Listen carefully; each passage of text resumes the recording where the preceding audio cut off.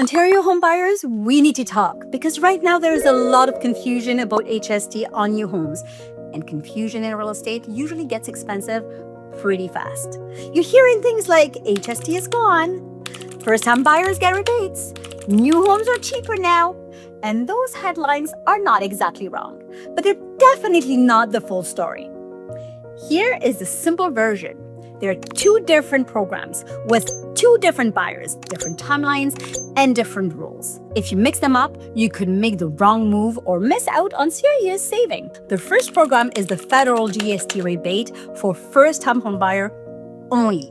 That one is already law, and it applies to eligible purchase agreements signed from March 20th, 2025 to December 31st, 2030. That's the long-term program, stable and clear.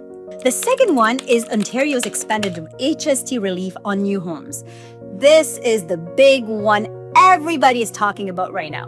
Ontario's 2026 budget proposes temporary relief for qualifying new homes purchased under agreement signed between April 1st, 2026 and March 31st, 2027. So here's the key part.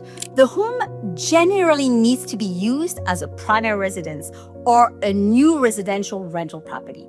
So no, this is not a random, free-for-all type of purchase. The intended use matters.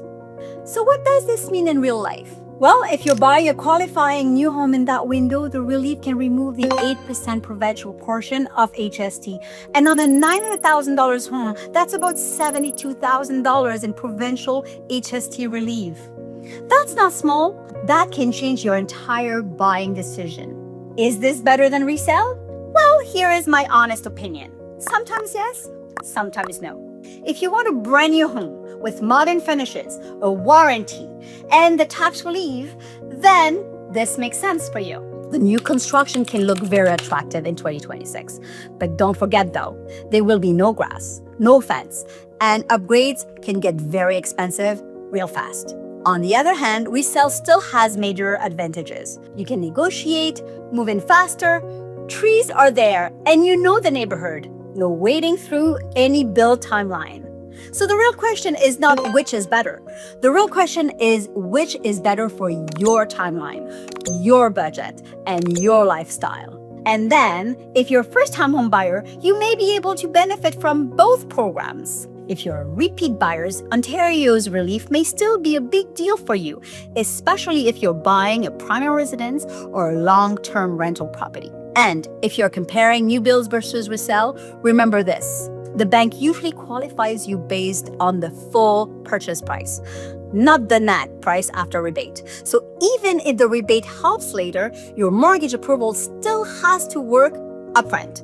So really, this is not just a tax story.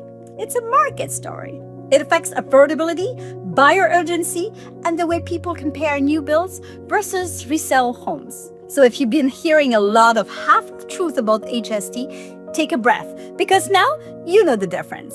And if you're thinking about buying a new home in 2026, this is exactly the kind of details that can save you money and help you make the right move. Now, if you need help figuring out whether the number works for you, reach out and I'll help you break it down in plain English.